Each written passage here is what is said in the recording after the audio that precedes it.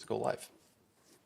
Hello, hello. How is everybody doing? Happy Friday. We have made it to the weekend. Little early start today. Let me just get this tweeted out to everyone. Obviously there's some baseball opening day coming up within 15, 20 minutes or so. So looking to get this out. Again, you don't want to compete with that. Want to get as many people in here. Small slate today for the NHL. 6 games? 7 games? 6 games? I believe it's 6 games. Actually, some nice value on the slate. Yesterday, overall recap of how we did. I'm trying to think. We had the Blues money line, which smacked. We had the Avs money line, which smacked. And then I forget the last piece. There was a third one.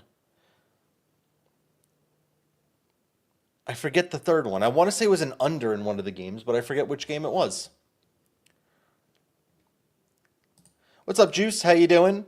Head 100% agree with you. I don't know if I can do Aho again, but he's got insane head-to-head stats. Ehlers, Quinn, Reinhardt, and JT Miller. Big fan of Quinn, big fan of Reinhardt. I'm stuck between Scheifele and Ehlers. Ehlers does kill the Devils head-to-head. And then JT Miller, I don't know if I could trust a Ranger right now. They've been real tough to bet on recently. But I know he's got incredible head-to-head history against Anaheim. What was the last one? I had one more in here somewhere. We hedged out of the Montreal money line, which is a win in itself, because I knew that one was going to... I don't remember. Regardless, we either went 2 or 1 and 3 and 0 on ours, which is another nice winning day. The bankroll's going up nicely in Profit X, which is awesome. The last few days have definitely been good. My man Puck Picks has been killing it with the points. Our points have picked back up. We got a little bit of luck with the sportsbook for the couple points that were taken away and they let us keep, but we'll take what we can get. 6-game slate on the docket today, I guess. Yeah, let's go take a look. Let's go take a look at goalies, see if we have most of these confirmed. Oh, how lovely. Almost every single goalie's been confirmed. I think Igor was confirmed. My buddy Johnny was tweeted out that Shesterkin is going, so I believe this is wrong. Aiden Hill looks like the only unconfirmed goalie here today. So, Lankinen versus Merzlikins. Very interesting that the Canucks are going away from Thatcher Demko. Demko, I know he gave up 3 goals in both games. Demko still won them both of their last 2 games against the Devils and Islanders. I'm kind of shocked they're going to Lankinen right now. I would have stayed with the hot hand over there in Vancouver. Dobes played yesterday. You got to go into Montemont today. Monty's the better goalie. He's going to have a much tougher matchup against the Hurricanes right now, which stinks. Kevin, thank you for that. I had no idea, and super cute puppy as well. That sucks for them. It's not a good time for that to be going around, especially when Elias Pettersson's already out. They've had enough injuries and stuff going on. What is it? Niels Hoglander's out as well, if I remember correctly. So that's really, really unfortunate on their side. I hope everyone's okay on there. Against Elvis, who has not been really good this year. I like the over in this game. We'll talk about it very shortly. Frederick Anderson, I don't believe he's a very good goalie. I think Kachkov's significantly better. I think Montemot's going to get peppered with shots today. Montreal, it's one of these teams in the last wildcard spot have to start winning. 3-3-4, 4-3-3, 3-6-1, 2-7-1, 3-7-0, 2-7-1. If even Boston, who seems so far, if they could string together a 5-game win streak, they would probably be in contention for the last wildcard spot. But none of these teams can take any type of a step to make that spot their own right now. None of them, which is insane to me. It is absolutely insane to me right now. Montreal, this is a tough game. This is their game in hand on most of these teams. Man, the loss yesterday against Philly's tough. You really can't be losing those. Now you get Carolina on a back-to-back, which is effectively a scheduling loss. They might drop behind the Islanders or something like that after today. We'll see what happens there. Karel Vejmelka, this is his 18th straight start. They are not playing a backup. He looks exhausted. His performance has been horrendous the last couple of games. He needs a break. They're not giving it to him. Against Florida on a back-to-back, I really like Florida to score goals today. Really like Florida to score goals today. Vejmelka has not looked himself. He's been tough lately, man. Montreal dropping behind the Jackets after today, I could see it happening. I think that Jackets game is going to be really good. I think the Jackets, with all the guys coming back healthy, finally look a little bit more put together. They've kind of weathered this storm. They've looked more competitive of late. Now let's see if they can start putting up those points. Jake Allen against Connor Hellebuck. I like that Allen's in net. I think Markstrom still doesn't look himself. We might have beaten Chicago, but Markstrom did not look good. Allen gives the Devils the best chance of winning today, but they're not winning today.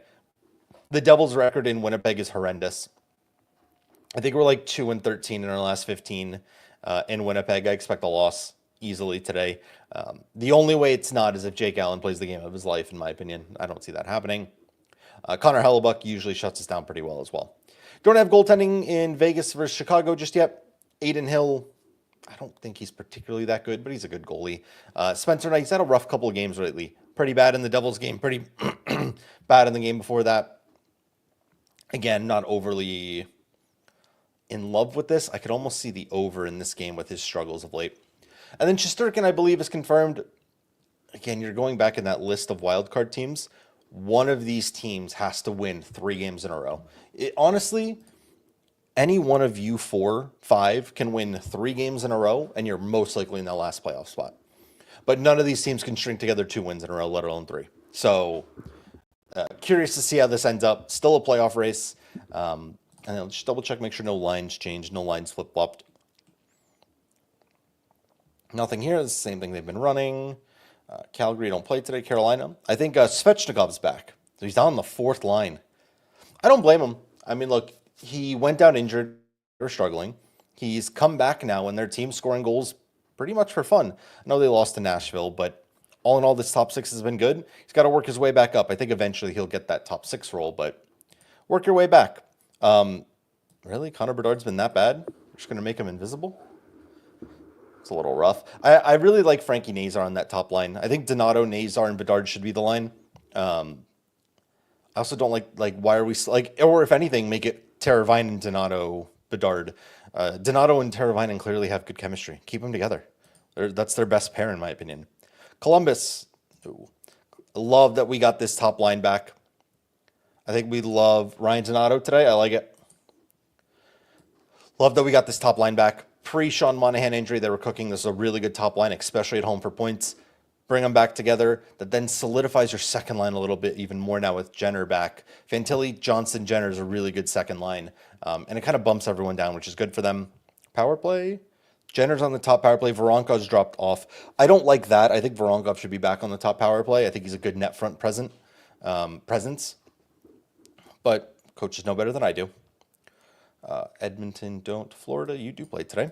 Brad Marchand, first game in a Florida Panthers uniform. It's got to be really weird to watch today.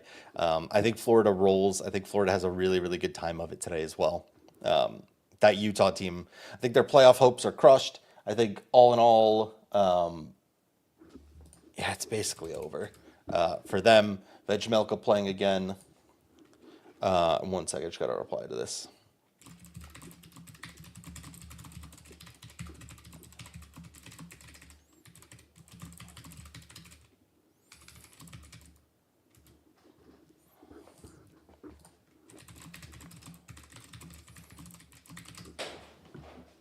Cool. Yeah, other than that, no changes. The only real change, I think, is this bump down Evan Rodriguez out of the top 6. And then power play focus. Top power play unit stays the same. Marchand's going to slaughter in the second power play unit to begin with Verhaeghe, Lindell. I mean, that's a pretty solid second power play unit. I saw something Canadians might go 11-7 today. Is Caden Gooley back? That would make sense because I think I saw some news about Caden Gooley potentially returning. That would make sense to me. I don't know if that's confirmed, if they'll show this here. It's not reflected here just yet. I know Gooley was the one that's day-to-day, so I would assume that means Gooley would come back in, and then my guess would be Joshua Waugh. I've seen a lot of, or Roy, I don't know if it's Waugh or Roy, to be quite honest. I've seen a lot of people saying they're not very impressed with this game of late, so that would be my guess, but I guess it could also be Emil Heineman. Not a huge change, but if you're playing time on ice, that could be good for those forwards or defensemen if you want to fade. Rangers, same. These are the same lines they had. It's just a projected lineup. I don't think we have exact lines just yet. I know Matt Rempe went down injured. I think he's out for 2 to 3 weeks or something like that. All in all, other than Igor playing, it looks relatively the same. Ottawa don't play, Philly don't, Pittsburgh don't, San Jose don't. Yeah, that's not a bad idea. So for those people that are on the DFS apps, one, ProfitX is most likely available in your state, so go check that out as well if you just want to get some solo action going on. But two, when you have an 11-7, and what that basically means is the team, instead of running 12 forwards, are running 11 forwards and 7 defensemen. Effectively, that means one of your top forwards are going to be double shifted on the fourth line. They're not going to play a defenseman at forward. It's most likely going to be, in this Rangers example, let's say Abe Kubel is not here, and they're playing an extra defenseman. Panarin or JT Miller or one of these guys will be taking an extra shift on the fourth line. So a lot of times it's something really good to kind of target and look at when you're betting on time on ice, because those guys are most likely going to get more ice time. The other hand, if you're betting a defenseman and they're going 11-7, typically D-men time on ice drops. There's an extra defenseman. You don't have to play as much. They're going to try to keep guys more well rested. So again, it's not always the end all be all, right? Sometimes you might just need a defenseman to play 26, 27 minutes. When you have an extra defenseman, you can kind of shelter them a little bit more. Rangers. Who the hell is the next team that plays today? St. Louis doesn't. Seattle doesn't. Tampa doesn't. Toronto doesn't. Utah. No changes for Utah, which is kind of incredible to me. I think at this point, like, they've been struggling enough over the past 4 or 5 games. They need to make a change. Look, I think it's pretty clear that this team's not a playoff team this year. I think it's pretty clear that they're not going to be a playoff team this year. But they took a nice step. I think this team's poised to be really good in the future. Watch them take a big swing at a big free agent. I think Mitch Marner makes a lot of sense if he hits UFA to kind of get that face of the franchise, big money free agent. I think that'd be a fun fit for that team. They need another forward. Going to be at the Ducks game today. Duck jersey, Devils hat. Enjoy the game, man. 1, 2, root against the Rangers, you know? The Ducks have been a surprisingly fun team to support of late. They've actually had some fun games and they're performing really good. Lil Cappy, you're not wrong. The last 3 or 4 games, the Ducks have been reverse duck hunting people. Against Boston, they had like 40 shots. They're playing a lot better. The Ducks are one of my biggest high outlook teams for next year. I think they're going to be underpriced pretty significantly, assuming they don't make crazy offseason moves. And they have a really good young core of young players that could take that next step. I think the Ducks next year could be a good team to look at, like playoff futures. Vancouver, man, they're decimated with injury. Pius Suter's your top line center. He's playing 20 minutes a game. The wingers just aren't good enough for a playoff contending team. They're slowly falling back of the pack from everyone else, and it's kind of worrying there. Quinn Hughes is continuing to be Quinn Hughes, though. The guy's creating play when he's on the ice at a otherworldly level right now, and man, it's been really, really good. And he deserves Hart Trophy conversation. He won't get it. Vegas, love these lines. The only thing I changed, I put William Karlsson up there on that second line. I think William Karlsson's really, really good. I believe, let me go find it. Oh, not that one. Sorry, Juice. Didn't mean to. David Stewart calling my shot when William Karlsson gold today. Remember this one. I'd love him if he was up there. I believe he's still in that top power play unit, which is nice. And they're usually pretty,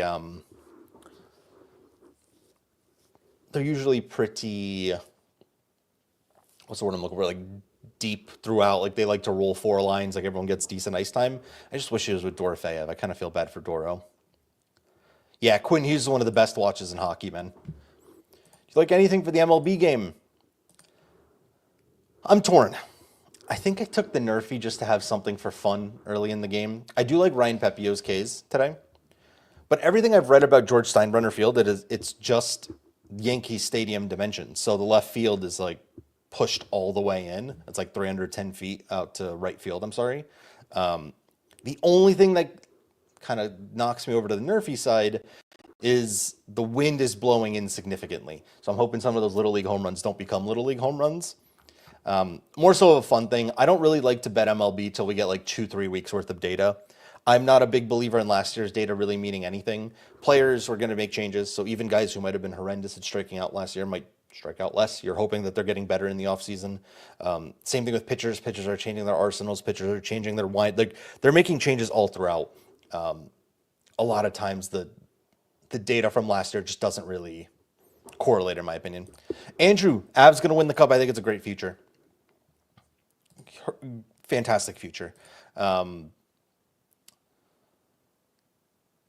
Genuinely, as long as they could beat Dallas in round one, I think Dallas is the biggest contender against the Avalanche Stanley Cup this year. And that's terrifying to say because they're most likely meeting each other in round one. But I think these are the two best teams in the West, Dallas and Colorado. And if you can win that first round matchup, I think they'll win it all. I genuinely do. I think that is on the East. If you're asking me for a long shot, obviously you like Florida. Florida's pretty obvious. I love Tampa Bay, man. I think Tampa Bay's built together a winner. I think that team is so deep. I think they're probably, besides Florida, the second deepest team in the East. Love that Tampa Bay team. Keep an eye out on them. Let's get into these plays, though. Vancouver versus Columbus. If you guys have kept an eye on Vancouver's recent games, they're fun. They're a lot of fun. They usually have like 1 or 2 goals in the first period, and then they just blow up.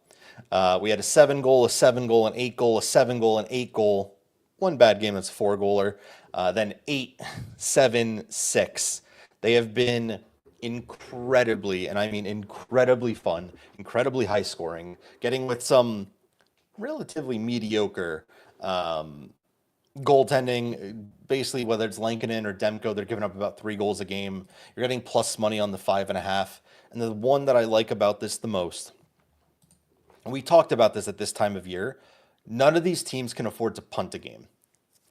Columbus and Vancouver are both on the outside looking in within a point, 2 points. Vancouver's a little bit further behind, but 2 games in hand. So they win their games in hand, they're within 1 point. None of these teams can afford to punt these games. You get to the end of a game, you're down 4-1.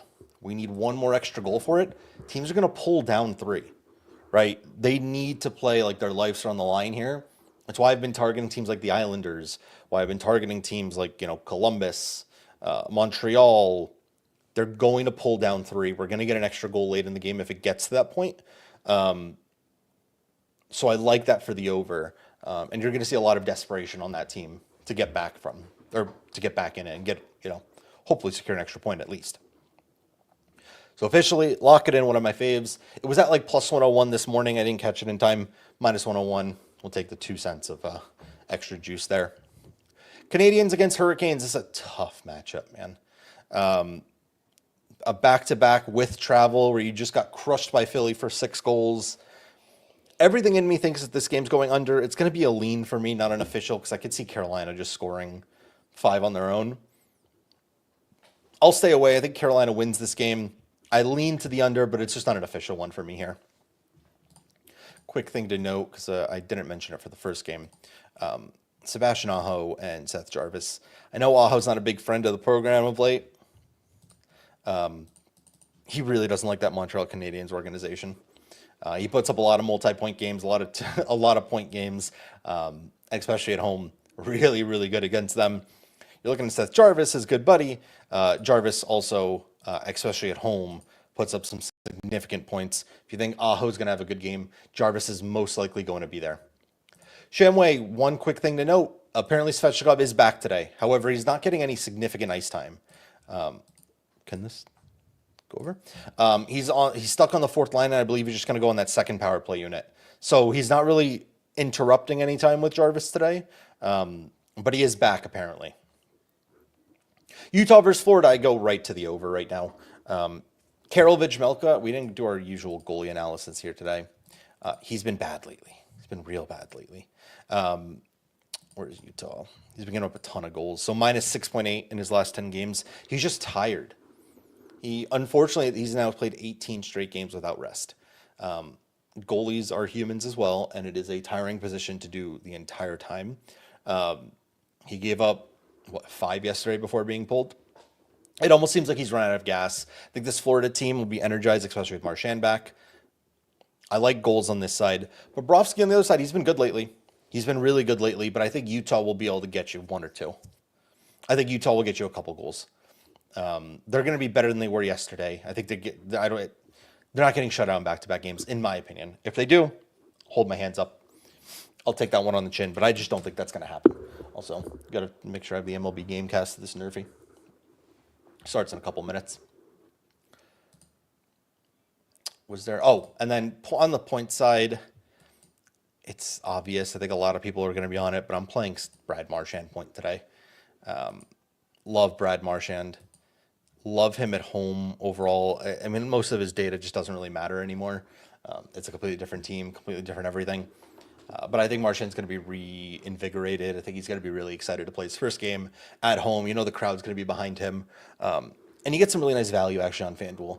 Minus 142 on DraftKings, minus 150 on BetMGM. You get some nice value. I think you'll have a good game today. 1 second. I thought I hit mute. I didn't. I missed the button. Sorry about that, guys. No real player props in Vancouver, Columbus for me in this one. New Jersey versus Winnipeg. Well, since we're on the player prop page, Nikolai Ehlers. I don't know what the Devils really did to him, but he crushes us. Ehlers is one of those long shot guys. Really good speed, usually on the second line, so he gets a little bit of the easier matchup. He'll be away from the Nico Hischier matchup. At home, puts up a point in 71% of games. He's on the first power play unit as well. I like Ehlers a lot as a little sneakier point option in this game. All in all, I mentioned it briefly before. I think the Devils are 2-13 in their last 15 games in Winnipeg. The last couple were not close. Not close whatsoever. I think Winnipeg takes it. I think Winnipeg probably covers. The only way you see this game close is if Jake Allen just shuts it down. I think our defense isn't good enough to do it. We give up 3 to Chicago. I can only imagine what Winnipeg is going to do to us. I lean Winnipeg to win. I lean Winnipeg to cover. I lean Winnipeg to... I don't know if I lean the over, because Hellebuck in net, I don't like taking overs. I'll probably just lean Winnipeg to win and do like a half play on Winnipeg puck line. They crushed New Jersey of late. Vegas versus Chicago. I don't trust that Vegas team at home. Or on the road, I'm sorry. I'm not saying Chicago's any good. Right? But Vegas is 16-18 on the road. Chicago, they're not good at home. They're not great. But I kind of lean the plus 1.5. I kind of lean it to be at least a close game. As of now, we only have one. I'll leave it as a lean because I have a play in the Rangers game that I like. But if you want something in this game, I kind of lean Chicago to cover. I think Vegas is going to be one of those teams that doesn't have a lot to play for from now to the end of the season. I think it's a decent look. And on the player prop side, I mean, Toivo Teravainen's kind of on fire right now. At home, he's your guy. He puts up a point every home game. I wish he stayed with Donato because the two of them work really well, but that's the spot for me right now. He's kind of the best one there. If you're looking on the other side, I mean, the price stinks. It's Stone, Eichel. Those are the guys. Maybe take a look at Barbashev if you want a slightly better value, but he's significantly better at home. That scares me away off for it, so I'll probably stay away on the point side on Vegas. Just go on the, I like Toivo if you want someone in this. And then the last game, Anaheim Ducks at plus money. Thank you very much. I'll be taking that one. The Anaheim Ducks have no right being a plus money dog to the Rangers. I think they've been playing better than the Rangers of late. I think when you're looking at them overall, they're, again, like most teams, they're better at home. Slightly, not by a lot. The Rangers are basically the same team at home and on the road. But every time I watch this Rangers team, they just look so lifeless to me. They genuinely just look so lifeless to me. I'm just going to completely stay away from basically everything to do with the Rangers right now. I like the Ducks. I think this is closer to a pick'em game, and you're giving me plus money on the Ducks. I'll take the Ducks. I do like duck shots as well. Again, I'm not big on shot on goal betting like that anymore. But Cutter Gauthier, he's been absolutely ripping puck of late. Really good hit rates, really good volume for a guy. He's been bumped up to a little bit more ice time as well. Frank Vetrano, he's taken a little bit of a step back, but typically at home you're going to get good volume from Vetrano, and you know you're going to get that. And then finally, the one that's probably taken the biggest step forward is Mason McTavish, who out of nowhere has been covering this 2-shot on goal line pretty easily. He's been taking about 6.5 shot attempts a game, and he's got this really nice uptrending chart against a Rangers team that's giving up shots. Right? They give up like 40 to Vancouver. I don't even know that was possible. Vancouver shoots like 18 times a game. Then they kind of parlayed that with, I think it was like 30 against LA. LA's a good shooting team. But I'm just not a big believer in this Rangers team right now. They just look so lifeless. You'd think they would like care at this point in the season. They just don't. So maybe a little lay, like if you just go like McTavish, Cutter, Vetrano, kind of like a little stack there might be a decent look. That's what I'm thinking right now in this one. And I do like Anaheim to win this game. Sorry, I took that down really quickly. I usually lean Troy Terry at home, but he's been getting me crushed lately. Every time I've taken Terry, I think you go Mason McTavish or Leo Carlson if you want one of them. Where's it, Leo? There he is. Plus money for Leo Carlson. He's been really good of late. I think Terry's the more consistent guy, but he's been a little bit more inconsistent of late. I would lean McTavish. I think McTavish has been the best one there. Lil Cappy, Terry for a shot, though? Is he really shooting like that? He's picked it back up of late. Hell, are we reverse duck stacking pregame? You'd probably get good value if you took all of them for 2, let alone 3. It's not bad. Yeah, I mean, it's not a bad look. It's a little weird because I like to bet on the teams that are desperate, right? Anaheim has no reason to be desperate, but they've just been playing well and shooting regardless, so I don't see a bad reason here. Cool. Well, I'm going to wrap this up. Relatively short stream today. I apologize for that, guys. Tomorrow's will be much longer. We have a 12 p.m. Eastern Standard Time stream tomorrow before a very, very, very large slate coming up. It will be, again, 12 p.m. Eastern Standard Time. We're going to go through the first games early. Then we're going to move our way on. It'll be much longer stream. We got 11 games to pick from, a couple really big playoff implications. Great game, Edmonton versus Calgary. I hope Leon comes back, but we don't know if he'll be there. Columbus versus Ottawa could be a good one. St. Louis and Colorado usually is a good one. McKinnon loves that team. But we will be back tomorrow, 12 p.m. Eastern Standard Time. Nearly 1,500 people in here on a Friday, which I know it's a pretty tough day. People like to go out and enjoy their weekend. So, enjoy your weekend, everyone.